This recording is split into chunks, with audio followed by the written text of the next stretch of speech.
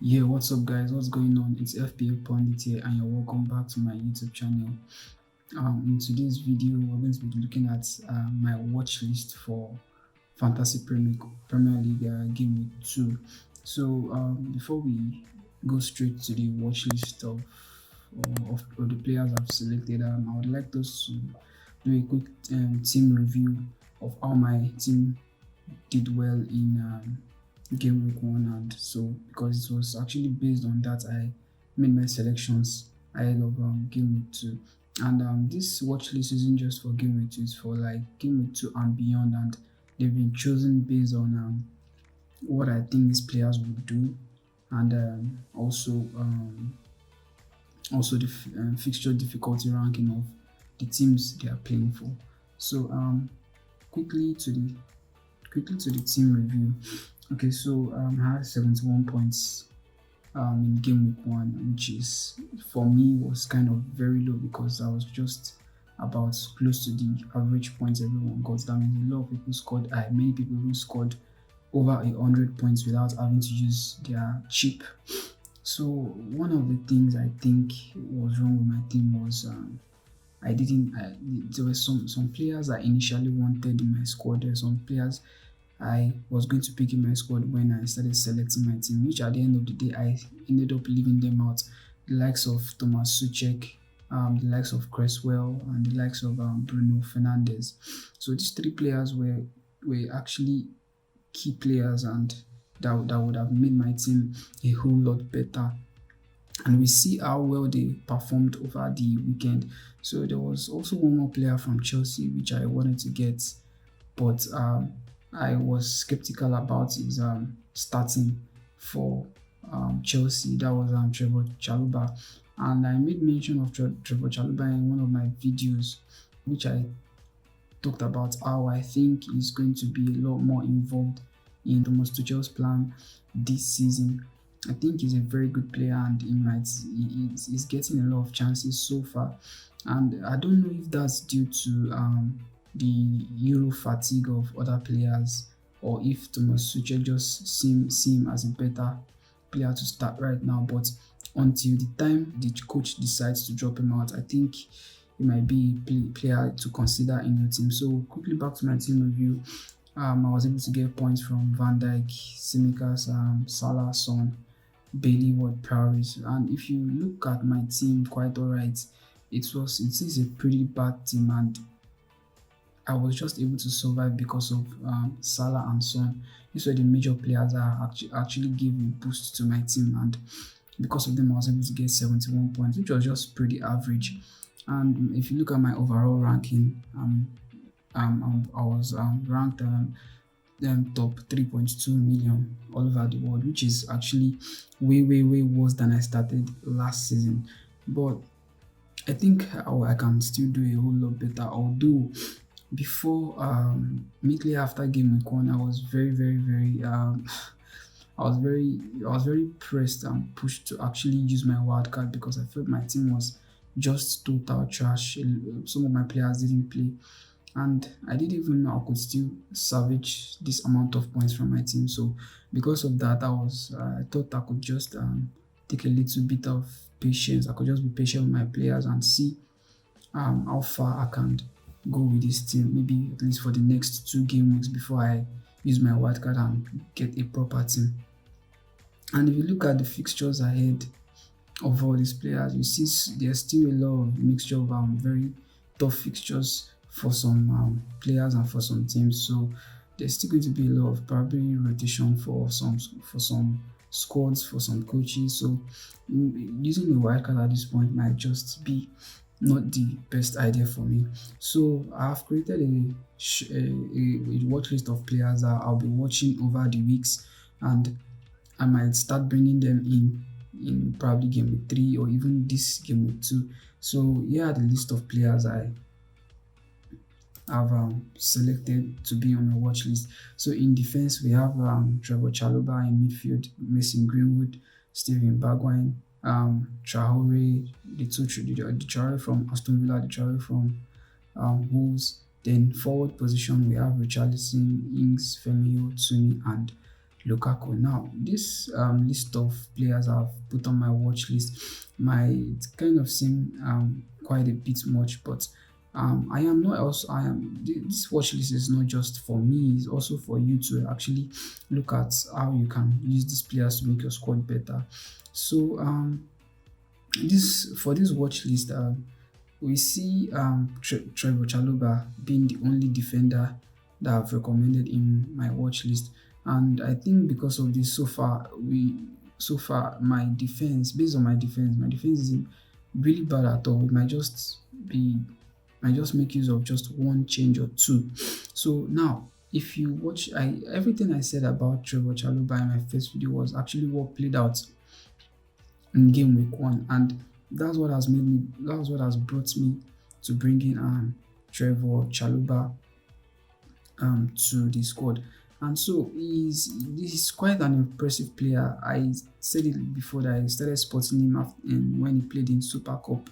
He was one of the best defenders on the pitch in that game, and for him, he started the following match, which made it known that okay, Thomas Tuchel rather actually is considering this player in his plan. He was also able to get a goal, which could actually boost his stats for other matches, and you could see this being a major consideration in Thomas Tuchel starting this guy. So now here is his fixture difficulty ranking for the next match. You see him playing Arsenal, Liverpool in game week 3, and for about the next 5 fixtures, we see this fixture to be a very very tough one for him. So he might not even start some matches. He might not really get those clean sheets and all those things.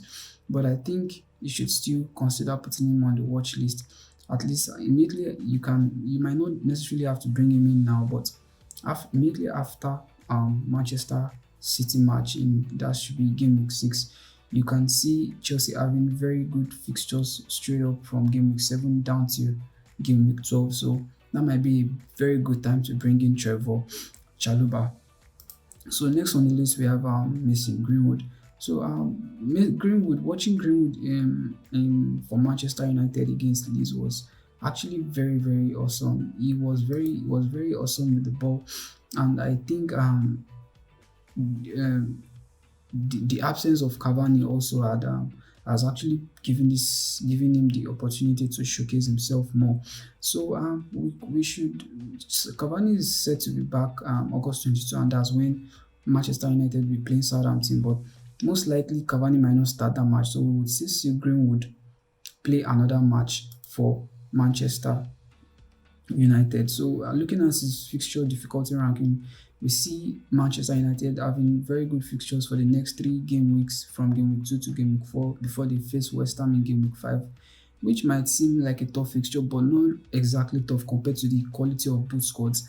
And we see them playing Aston Villa in game week 6, and before they're going to be having very difficult fixtures afterwards. And based on this, I would suggest you can bring in Greenwood anytime from game week 2 or game week 3, and you can keep him up until game week 6 before discarding him. But depending on how well he performs, that will determine how long he stays in your team. But you can consider bringing in Greenwood into your team right now, and it's just 7.5 million, which I think is actually it's an okay bargain. Although you might want to look elsewhere, because I feel there are better players in the market, like the likes of Ben Rama of West Ham. You can actually get Leon Bailey. These are players who guarantee you starts more often than what Greenwood might offer, because when Cavani gets back, he might be the one to take the position and keep the starter for Manchester United. So that's just the perk to it. Next player on the list is Steven Bergwijn. So we see Spurs. They had a great game against Manchester City. If you watch that game, you'd see they were quite conservative, and that's similar to how Mourinho played when he was there.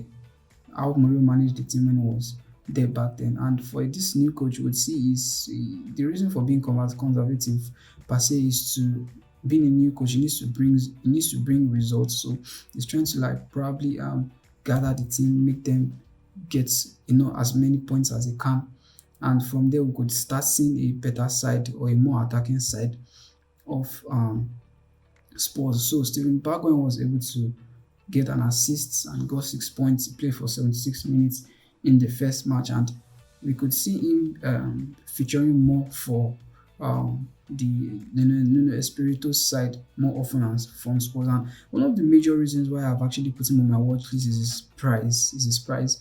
Apart from Son and Lucas Moura, this is the next player you might want to look at. His price is actually very affordable, just 6 million naira, 6 million pounds. Sorry, I'm sorry, just 6 million pounds, and Steven Bergwijn might actually have more to offer for although his previous season in the Premier League wasn't all that great, scoring just one goal in 1,200 minutes played, but you might just necessarily have to ignore that because it's a new system. They have a new coach, and I think things should get better. So for his fixture difficulty ranking, we see Spurs having the next three games, game week 2 to game week 4, quite easy. Wolves might be a difficult one, and but with the next two matches after that are easy. So you might actually want to bring in Steven Bergwijn right now.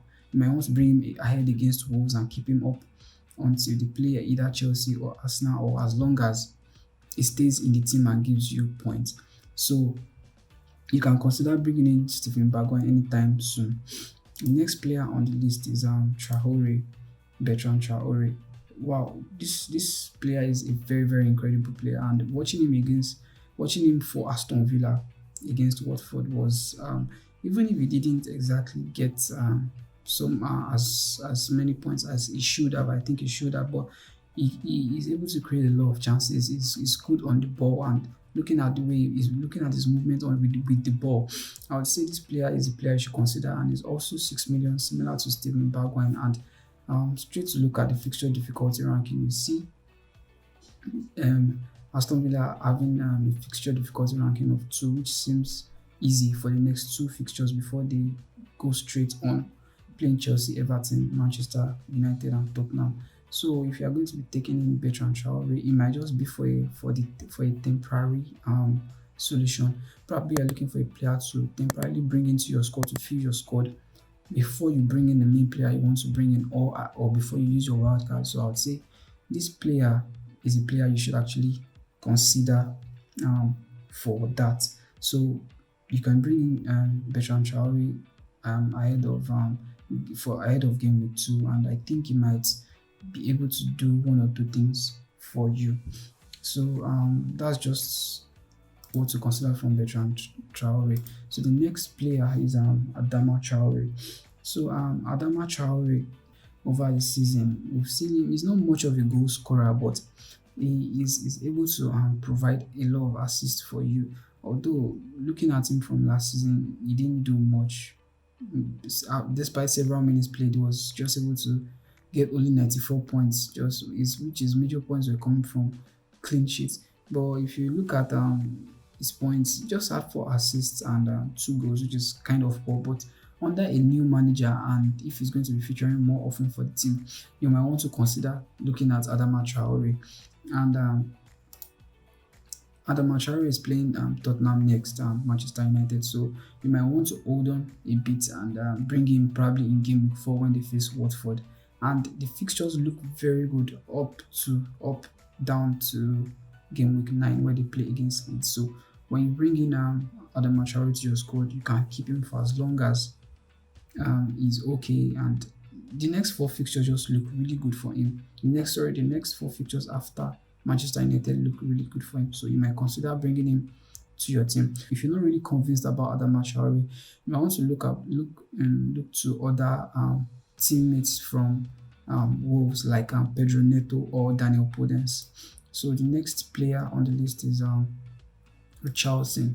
So yeah, Richarlison.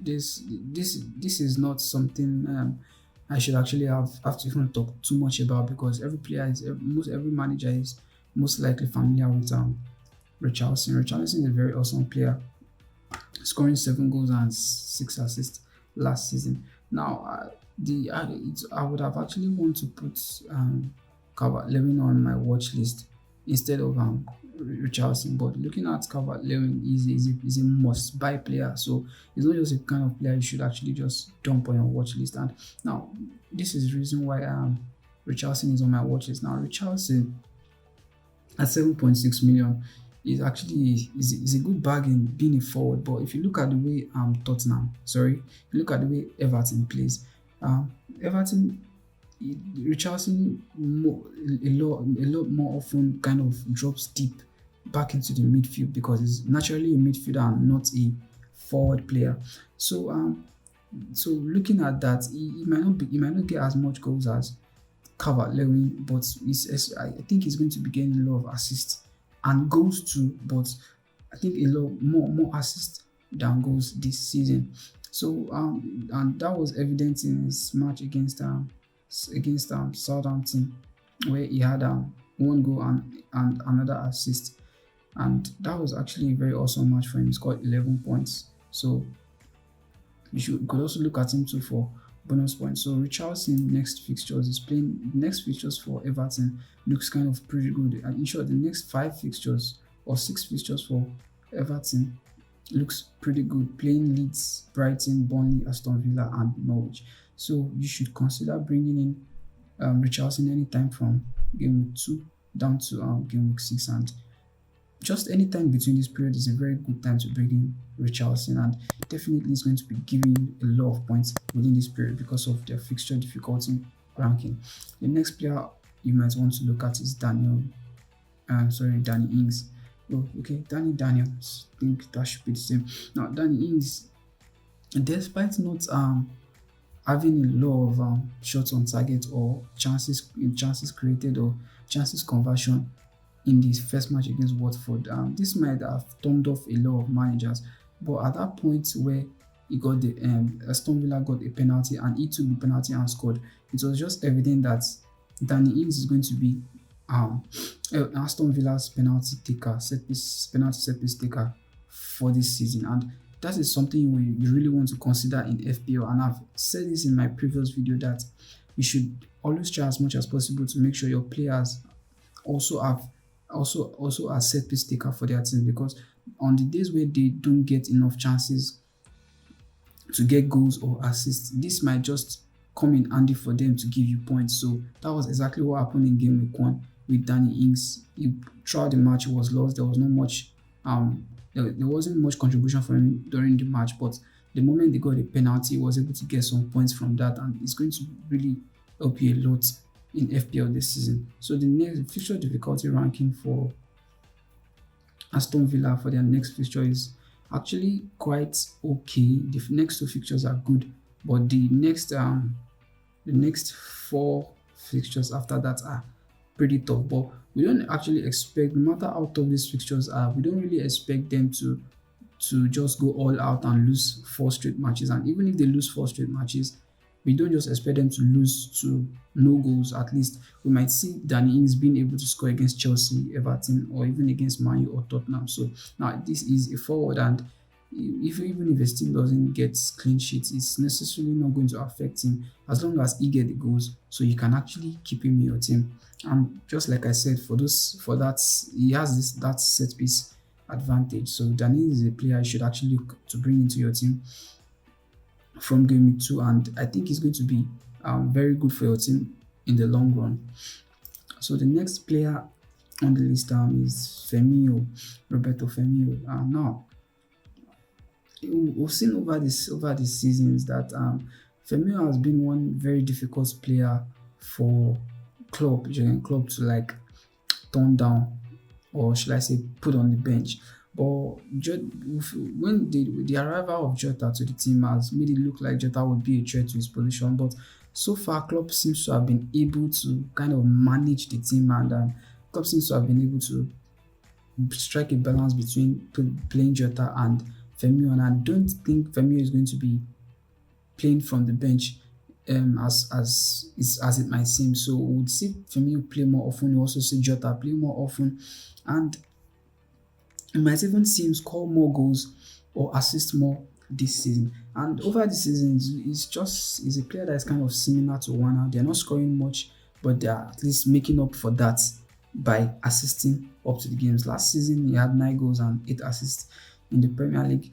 And this season, he already has 7 points in his first match, scoring 1 goal. And that is actually a very good start for him this season. This kind of things helps you build momentum. And if he's able to get a goal in the next match, get a goal in the another match, now we might see him scoring more often than he has done in the past. The last time he had up to 15 goals was in the 2017-2018 season. That's been a long time, and since then he has been declining until last season, where at least he scored 9 goals in 2019, scored another 9 goals in 2020. So in this 2021, if Klopp is able to give him the support system he needs, and I think he gets a lot of chances. He just needs to convert them. So the fixtures for Liverpool now, irrespective of what you see here for Liverpool, irrespective of the reds you see here, we know Liverpool is a formidable team and they will score against anybody. Now, who's going to get that goal? It could be Salah, it could be Mane, but it could also be Firmino. So Burnley is a very good fixture. Chelsea looks like a difficult one, and there are so many unsettled scores for this particular match because of how they disgraced my team. I'm a Chelsea fan last season. So now look at the fixtures after Chelsea, it just looks like straight wins for Liverpool. Straight wins for Liverpool. They are going to be playing Leeds, Crystal Palace, and Brentford in Gameweek 4, 5, and 6 respectively. So looking at it, after that, they get to play Man City. They get an easy fixture. So you might even want to keep Firmino in your team for the long term. So you should consider getting Roberto Firmino. And looking at his price at 9 million, I think it's just okay, but if you're going to be putting in Firmino to your team, it has to be a player you are putting him to start for your team for the long term, not a kind of player you put on your bench for substitution or just to fill your squad. So the next player on the list is Tuni. Now, after Arsenal's match against Brentford, a lot of people are still not really looking into Brentford player. Brentford was impressive. They were able to get a clean sheet against them, even if their main striker Tony didn't score.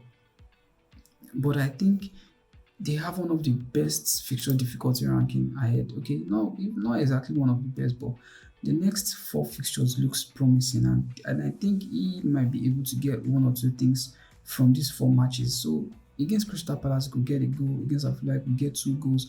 But I think you should consider bringing in Tuni ahead of Gameweek 2 and up to down Gameweek 5. So if you are looking for if you're looking to substitute in a striker to taking out, probably maybe you had Cavani just like me, and you just want to fill up your squad for a limited point in time, just for a point in time till you're able to bring in the main player you want to bring, or you will use your wild card. So I think Tuni could be good pick for you. It's 6.5 million. It's not much. It's not really as expensive as that, and his fixtures, his next 4 fixtures looks actually good, and I think he should be able to get at least 10 points, 20 points from 10 points, 15 points from his next 4 fixture. So and last but not the least is Lukaku. Yeah, I was going to talk about Lukaku in my previous video, but I'm going to be talking about him a lot more here. So Lukaku is back to the Premier League, is back to Chelsea, and we see the reason why Chelsea has brought Lukaku. Chelsea last season under Tuchel were always getting a lot of chances, but they were not being able to convert their chances into goals. And I think that's why they brought Lukaku back to Chelsea this season, to come and give them that, to come and boss that attack. And he's also a kind of player that is a very big threat and fearsome. So when defenders see him, he's actually going to be a lot of problem. And this particular player is the kind of player that can actually score from anywhere around the box, in the box, anywhere you just get to give him the ball. He's able to create something from that. It's either he's assisting or he's scoring goals. And if you look at his one of his best seasons in Premier League was in 2016-2017 when he had 25 goals scored. He was in Everton at that time. 25 goals is a lot of goals. 25 goals is a lot of goals. And I think with a better squad right now, with a better player he is right now, we could even see him doing more than that. He could probably even beat Salah's current record. Who knows? So you might want to bring in Lukaku the problem right now is we don't know Lukaku's availability, so you might just want to hold on until Tuchel decides to feature Lukaku. Now, when his first match coming back to Chelsea might not actually be a start, it might just come down coming from the bench. But the moment where you see Lukaku coming in from the bench, you might just want to be buying the following game week, irrespective of the blue, irrespective of the red, irrespective of the red fixtures difficulty. Now, Chelsea is going to be playing Arsenal and Liverpool next, and those looks like very difficult fixtures. Then they get to play Aston Villa, which seems easy, and the next two fixtures, Tottenham and Man City. But after that, we see them having straight green fixtures down to game week 12. So you might just want to post about getting Lukaku against Arsenal, but you can't have this kind of player and just keep him on the bench again, most especially when they're going to be having these big fixtures. So I think this is one of the matches where they've bought Lukaku for and they'll be expecting him to feature. So we don't know if he's going to be able to feature in game week 2, but I think from game week 3 you could start looking at Lukaku, but you just have to stick to the news to be able to know the right time to bring in Lukaku. So there are other players who would have probably made it to this watch list, but until next game week, I'm going to be editing the watch list. Some might leave, some might stay. I might just add more to the list. So okay, that's that about my watch list ahead of game week 2 and beyond. I thank you guys for watching this video up to the end. If you're new to my channel, please make sure you hit the subscribe button, and if you're not even new to my channel, just confirm you are subscribed to my channel. It's going to mean a lot to my channel, so please subscribe, like my video, share. Thanks for watching, and I'll see you in my next video. Peace.